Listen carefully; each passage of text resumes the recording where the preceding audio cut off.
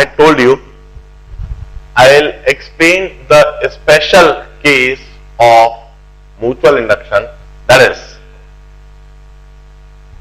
two coils placed coaxially. Two coils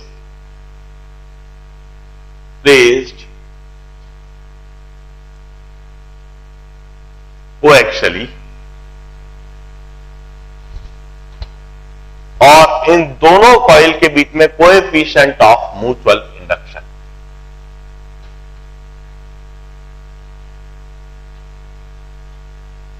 coefficient of mutual induction,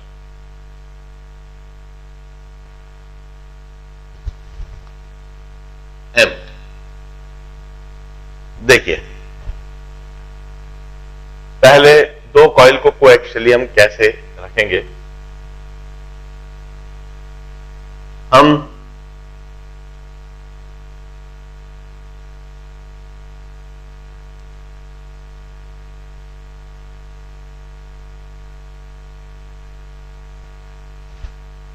एक hollow PVC pipe ले लेते हैं, एक हॉलो पीवीसी पाइप, और इसके ऊपर हम एक कॉइल को इस तरह से वाइंड कर देते हैं। ऐसे हमने इस वाइंड कर दिया।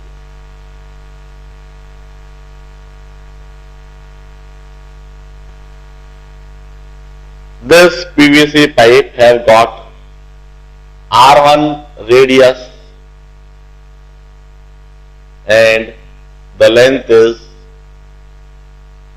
L.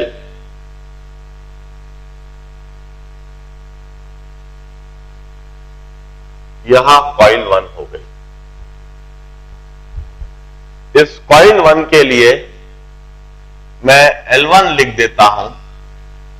L1 is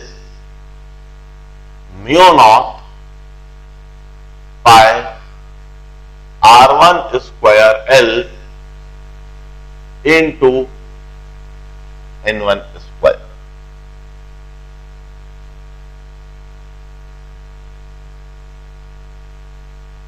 This is L1. अब हम क्या करते हैं, एक दूसरा हॉलो पीवीसी पाइप लेते हैं जिसका रेडियस कुछ बड़ा है, डायमीटर कुछ बड़ा है। दोनों की लेंथ सेम ले ली जाएगी।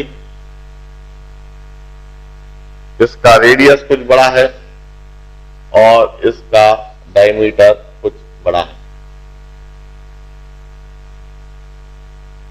और इसके ऊपर कोएक्सियली रख दिया गया है, और इधर हमने दूसरी कॉइल इसके ऊपर हमने सर्कुलेट कर दी। This is another coil.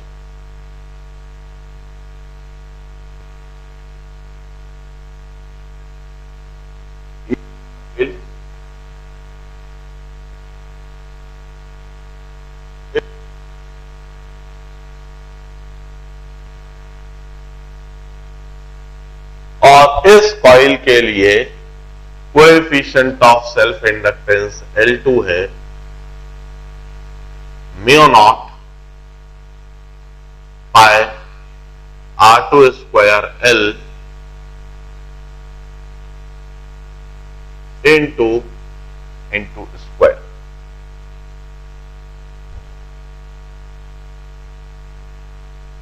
Mu naught यदि दोनों कॉइल के बीच में एयर या वैक्यूम है तो म्यू नॉट ही लिखेंगे। Mu naught is magnetic permeability of vacuum और air, this is nearly same. यदि कोई और मीडियम है इन दोनों कॉइल के बीच में, वह मैग्नेटिक मीडियम है, तो म्यू नॉट की जगह पर आ जाएगा mu naught mu r, where mu r would be the relative magnetic permeability. दोनों ही केस में पाए सेम है। R1 is radius of inner coil 1, R2 is radius of outer coil 2। इधर मैं लिख देता हूं इनर कॉइल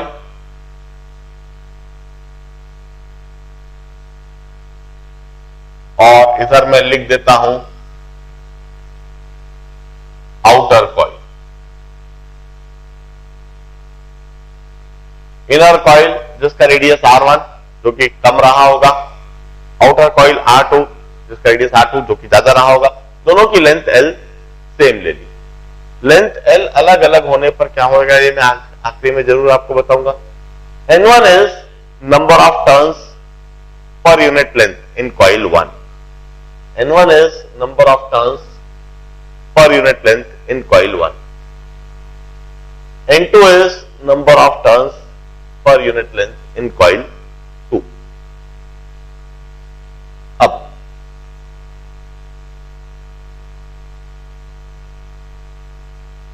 मैं कोएफिशिएंट ऑफ म्यूचुअल इंडक्टेंस दोनों कॉइल में डिटरमाइन करना चाहता हूं।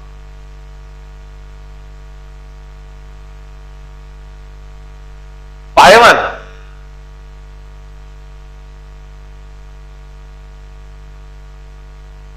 is flux generated by coil 1. I1 is flux generated by coil 1 और यह क्या होगा B1 into A1. This is flux generated by inner coil 1.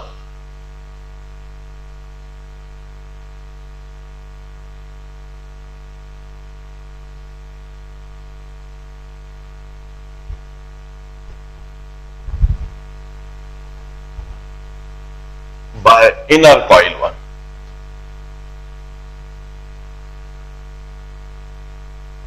अब B1 क्या है? What is B1? B1 is mu naught Ni, तो इधर मैं लिखूंगा mu naught N1 into I1. And what is area A1? It's pi R1 square. So flux generated by coil 1 would be mu naught N1 I1 into pi R1 square.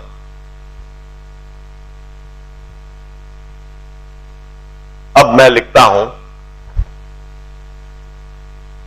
pi 1 2, इसे मैं कहता हूं flux generated by coil 1 linked with coil 2। Flux generated by coil 1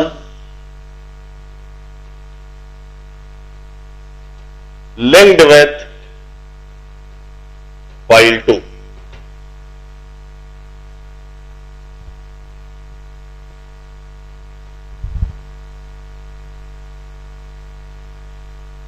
coil 1 के द्वारा generated flux जो coil 2 के साथ में लिंक्ड है। अब एक बात सोचिए, ध्यान से समझना। कॉइल 1 चूंकि इनर कॉइल है, इसलिए कॉइल 1 से जनरेट होने वाले सारे फ्लक्स वो कॉइल 2 के बीच में से पास हो रहे हैं।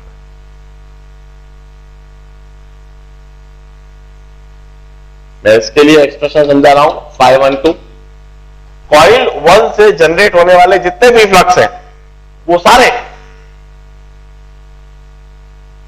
कॉइल 2 से पास हो रहे हैं और कॉइल 2 के एक एक टर्न से पास हो रहे हैं। हम कहते हैं कॉइल 2 का एक टर्न से इतना फ्लक्स लिंक्ड है φ1। कॉइल में यदि 2 टर्न हुए तो फ्लक्स लिंक हो जाएगा 2 into φ1, 3 टर्न हुए तो 3 into φ1। एक एक टर्न के साथ में इतने फ्लक्स लिंक्ड है। क्योंकि कॉइल 1 इनर कॉइल है, कॉइल 1 इनर कॉइल है, और कॉइल 1 के इनर कॉइल होने की वजह से कॉइल 1 में जितने भी फ्लक्स जनरेट हो रहे हैं वो सारे सारे कॉइल 2 के बीच से पास हो रहे हैं, और कॉइल 2 के एक एक टर्न के थ्रू पास हो रहे हो। अब मैं एक्सप्रेशन लिखता हूं, flux generated by coil 1 linked with coil 2 would be Φ1 is flux generated by coil 1. So this is flux linked with each turn of coil 1. There are N2 turns, capital N2 turns in coil 2, or this N2 would be equal to N1 into L. N1 is N2 into L. N2 is number of turns per unit length and L is the total length. So N2 into L is the number of turns. So this is the total flux generated by coil 1 linked with coil 2. अब मैं Φ12 के लिए लिखता हूं, Φ1 के लिए यह expression और N2L लिख दूंगा, mu naught N1I1 into pi R1 square into N2L.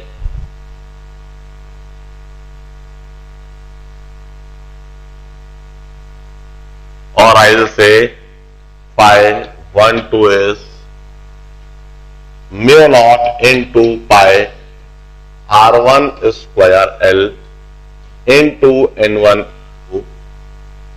into I1.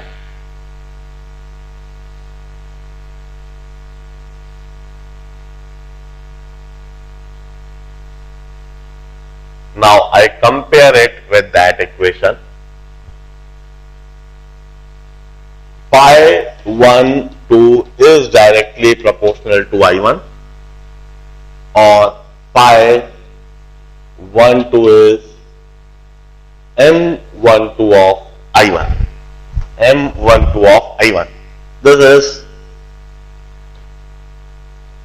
coefficient of mutual induction of coil 2 with coil 1. M12 is mutual induction of coil 2 with 1, and I compare this equation by this, and I conclude M12 is mu naught pi R1 square into N1 N2 into L. और यह जो result आया है मैं इसे इस जगह पर लिख देता हूं, M12 is mu naught into pi R1 square into N1 into N2 into L.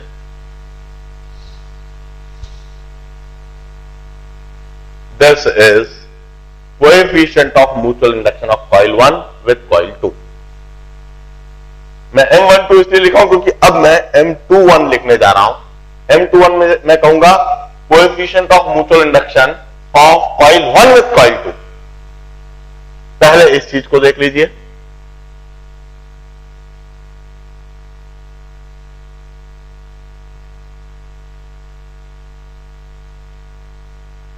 यह मैंने समझाया है कि कॉइल 1 में जब करंट पास करता है, कॉइल 1 में जब करंट I1 पास करता है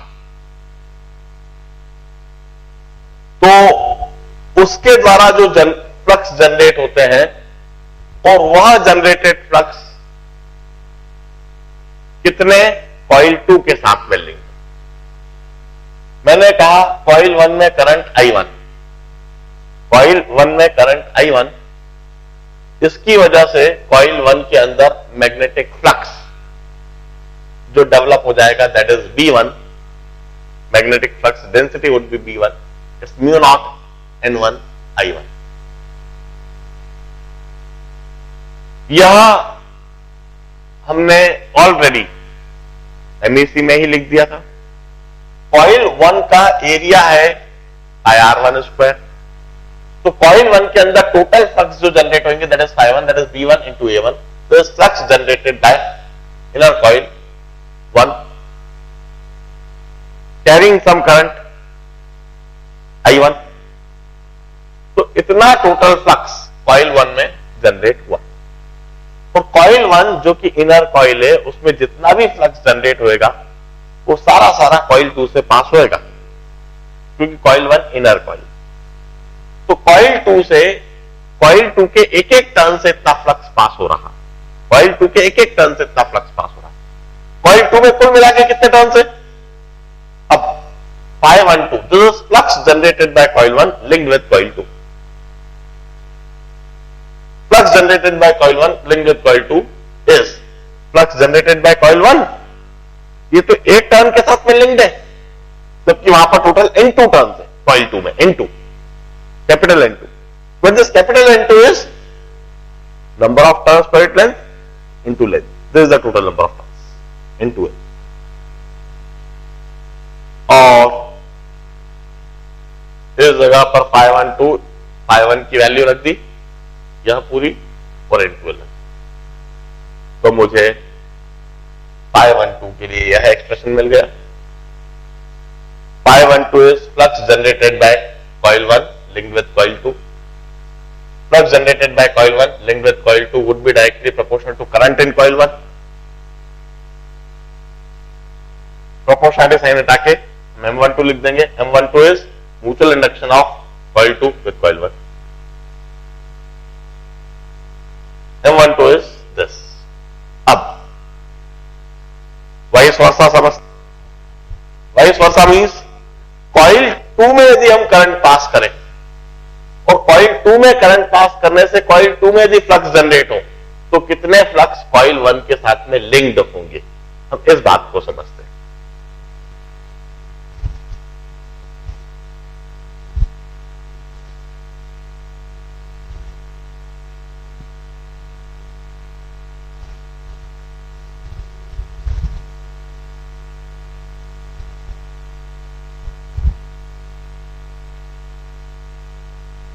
I2 is current in coil 2. I2 is current in coil 2. इसके पहले मैंने करंट कॉइल 1 में पास करा था, अब मैं कॉइल 2 आउटर कॉइल 2 में पास कर रहा हूं I2 करंट। इसकी वजह से इसमें मैग्नेटिक फ्लक्स डेंसिटी डेवलप हो जाएगा और वह मैग्नेटिक फ्लक्स डेंसिटी होगा mu naught N2 into I2। Once again जो डेफिनेशन हमने एमईसी में समझी थी सोलेनॉइड के लिए वही लगाई। लॉन्ग सोलेनॉइड के लिए हम हमेशा लॉन्ग मानते, लेंथ L को large as compare to radius. So magnetic flux density developed in coil 2 would be mu naught into N2 into I2. N2 is number of turns per its length and I2 is current in it. And this would be according to definition ∅2 upon A2. Magnetic flux density is ∅2 upon A2. ∅2 is total flux generated in coil 2. ∅2 is total flux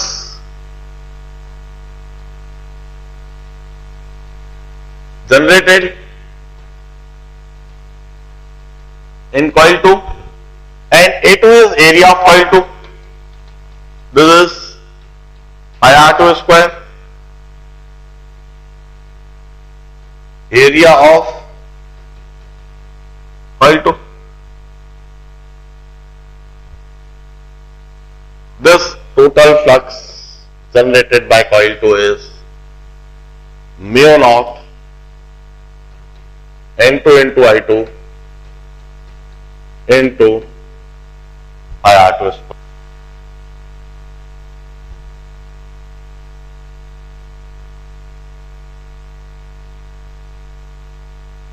अब बड़े ध्यान से concept को समझिएगा जो इसके बाद में बोल रहा हूं।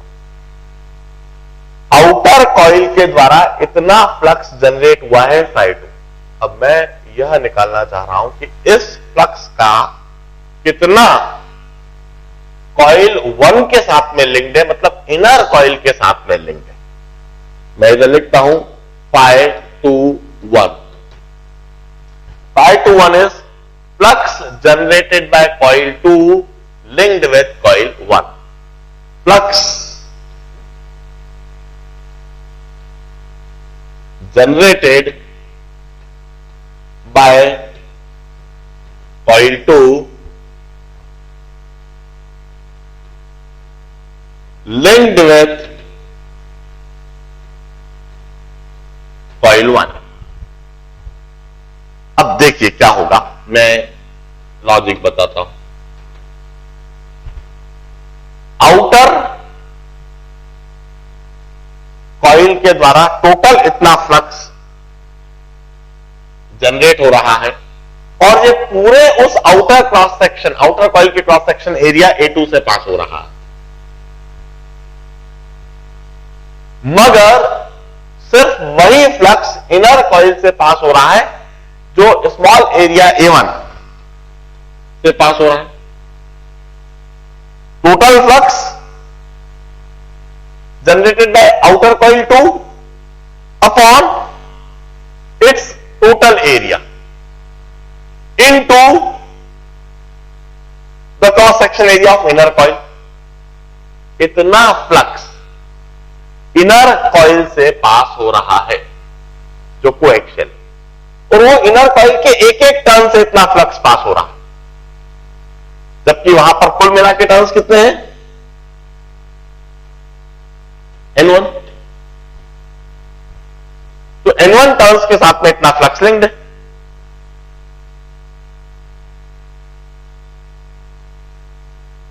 अब मैं इसे लिख देता हूं phi21 is, phi2 की जगह यह एक्सप्रेशन लिख रहा हूं mu naught N2 into I2 into pi R2 square upon pi R2 square into pi R1 square into N1 into L। जरा सिंप्लीफाई करके देख लीजिए, आपको वंस अगेन वही एक्सप्रेशन दिखेगा mu naught pi R1 square into N1 into N2 into L into I2।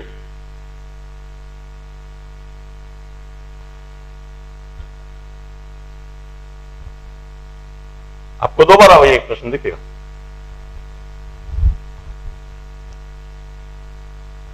यह पाई R2 square आपको cancel होता हुआ पूरा, वही mu naught N1 N2 pi R1 square L into I2। Once again मैं कहता हूं phi21 flux generated by coil 2 linked with coil 1 must be directly proportional to current I2।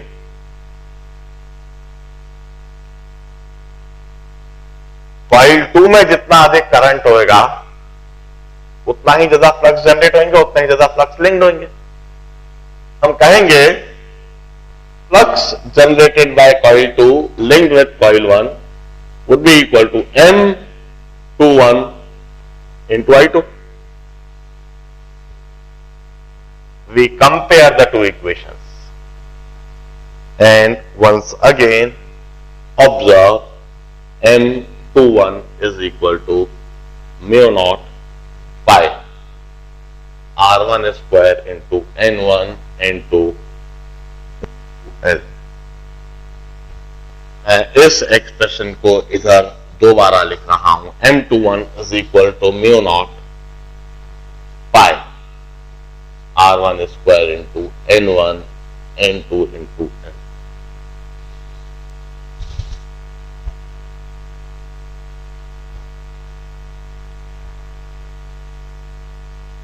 First of all, conclude that M12 is equal to M21 is equal to M. Coefficient of mutual coupling of coil 1 with coil 2 would be equal to coefficient of mutual coupling of coil 2 with coil 1. And that is always denoted by M. ये दोनों हमेशा बराबर होते हैं। Coil 1 coil 2 के साथ जितना mutually coupled है, कॉइल 2 भी कॉइल 1 के साथ उतना ही म्यूचुअली कपल्ड है। और जो एक्सप्रेशन आया है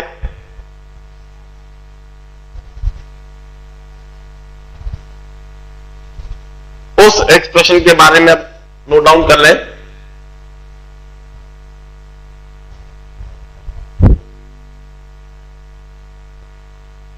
M12 which is equal to M21 which is equal to M is always equal to mu naught mu R pi R1 square into N1 N2 into L।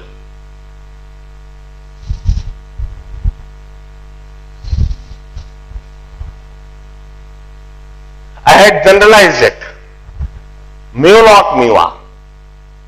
यदि वहां पर वैक्यूम या air है तो सिर्फ म्यू नॉट लिखेंगे, वहां पर कोई भी दूसरा मीडियम है तो म्यू आर लिखेंगे, mu naught mu r by R1 square. हमें R1 is radius of inner coil, radius of inner coil always, हमेशा इधर जो रेडियस लेना है वह इनर कॉइल का ही रेडियस लेना है। N1 and N2 is number of turns per unit length in coil 1 and number of turns in coil 2 per unit length। N1 and N2 are number of turns per unit length, तो इधर भी दिया हुआ। While L is length of longer coil, it may be outer, it may be inner। L जो है, जो longer coil है उसका रेडियस, उसकी लेंथ लिया जाता है। It's length of longer coil, it may be inner और आउटर। जो भी कॉइल लॉन्गर है, लॉन्गर लेंथ ली जानी चाहिए एल लिखते समय। This is coefficient of mutual coupling between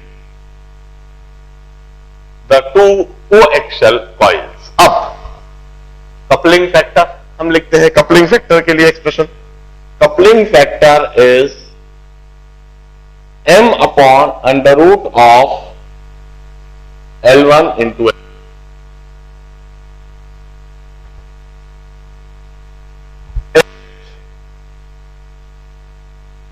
mu naught, mu r इधर होगा तो इधर भी लिखेंगे, अभी हम म्यू नॉट ही लिखते हैं, पाई R1 square N1 N2 into L।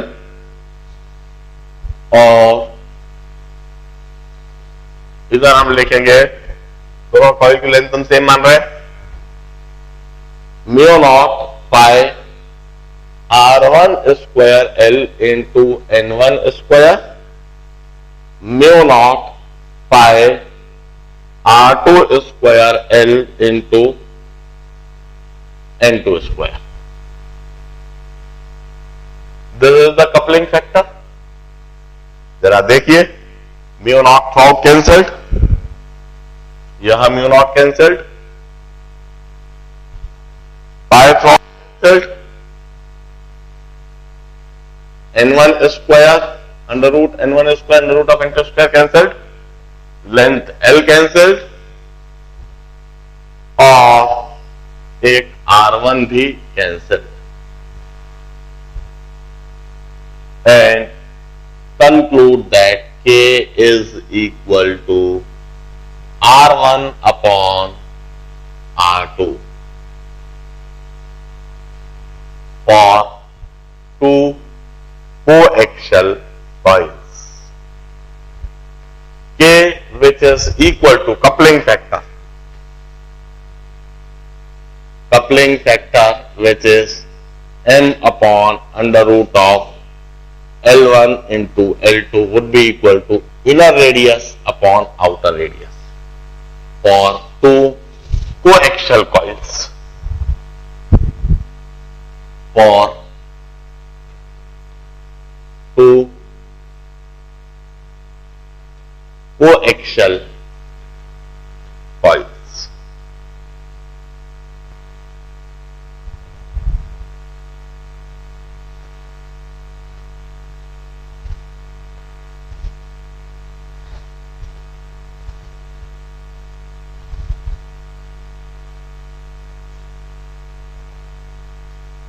और अब आप इधर ये भी बात देखिए, if R1 is equal to R2, inner radius और आउटर रेडियस बराबर हो जाए, इनर रेडियस और आउटर रेडियस बराबर हो जाए, ऐसा कैसे करेंगे?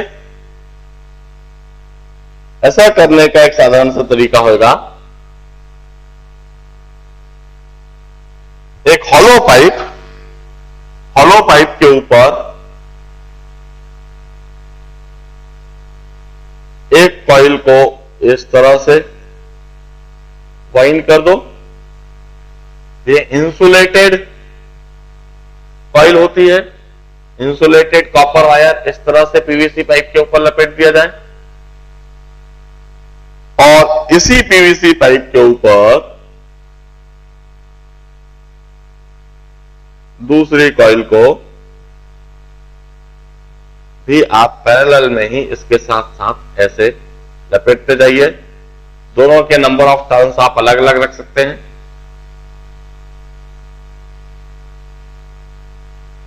इनफैक्ट अगले चैप्टर में इसी डिवाइस को हम ट्रांसफार्मर कहेंगे। इस केस में कपलिंग फैक्टर 1 हो जाएगा। कपलिंग फैक्टर 1 मतलब म्यूचुअली कपल्ड कॉइल्स। इस तरह से हम परफेक्टली म्यूचुअली कपल्ड कॉइल्स बनाते हैं। And that's all regarding the theory portion of mutual induction. That's all regarding the theory portion of electromagnetic induction. अब हम बड़े डिटेल में न्यूमेरिकल प्रॉब्लम्स डिस्कस करेंगे। आज मैं आपको आखिरी शीट 10वीं शीट भी डिस्ट्रीब्यूट करवा रहा हूं। इस शीट को थॉरोली अटेम्प्ट लगाइए। 10 शीट को कल से ही हम डिस्कशन कंटिन्यू करेंगे और 1 से लेकर 10 तक EMI की सारी शीट्स